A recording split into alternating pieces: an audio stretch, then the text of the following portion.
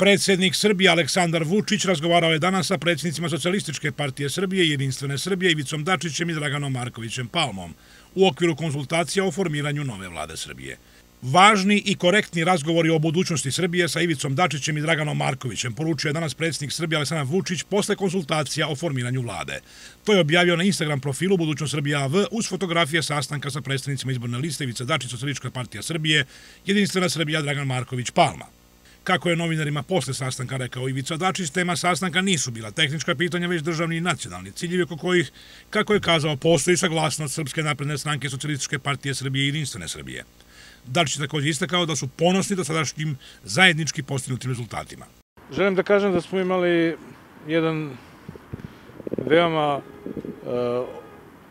opširan i detaljan razgovor o svim detaljima i naše dosadašnje politike, rezultatima koje smo zajedno ostvarili i nečemu što će čekati Srbiju, odnosno predstavljaći izazove Srbije u narednom periodu. Bilo da je reč o periodu od 2 godine, naredne 2 godine, ili o periodu do 2025. godine, jer je to postavljeno kao neki parametar i kad je reč o nekom nivou moguće dostignute plate i nivoa plata i penzija, ali i ciljeva koji su vezani za članstvo u Evropskoj uniji. Još jednom ću ponoviti da smo mi ponosni na sve rezultate koje smo zajedno ostvarili u našoj koaliciji od 2012. godine. Podsjetit ću da je Srbija veoma ojačala svoju spoljnopolitičku poziciju. Podsjetit ću da je Srbija vratila temu Kosova i Metohije na dnevni red, jer je ta tema pre toga bila stavljena ad acta, odnosno još je tada bilo rečeno da je to pitanje već rešeno i da sa Srbijom treba razgovarati samo o tome da prizna Kosovo kao nezavisnu državu. Mi smo uspeli da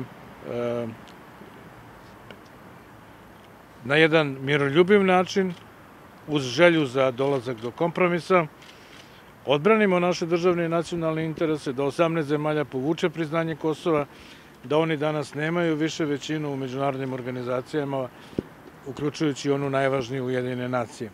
Govorili smo, znači, i o dosadašnjim rezultatima, o politici smo govorili smo o ciljevima, jer više puta sam rekao da naši odnosi se ne zasnivaju na brojkama, nego se zasnivaju na komplementarnosti ciljeva, odnosno politika.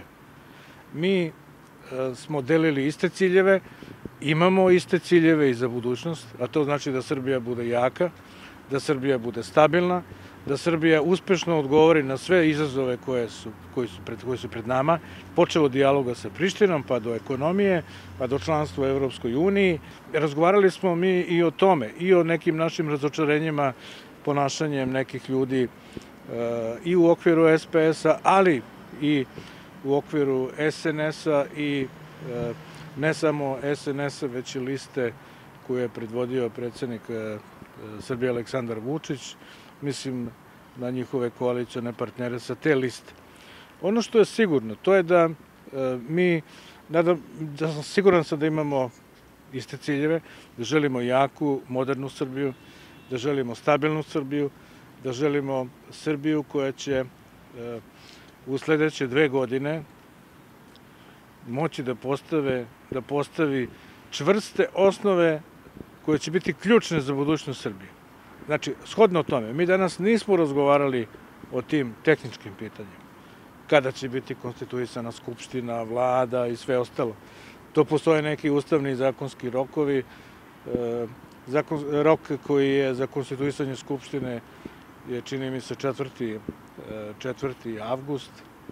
Rok za izbor vlade je početkom novembra, ali siguran sam da će ova vlada biti konstituisana što pre, da će biti vlada u punom kapacitetu, u najboljem mogućem kapacitetu, a o svim daljim pitanjima zašto pretpostavljam da je većina ljudi najviše zainteresovana, a to su imena ministara, resora, ovoga, onoga, to uopšte nije bio predmet današnjih razgovora. To su tehnička pitanja.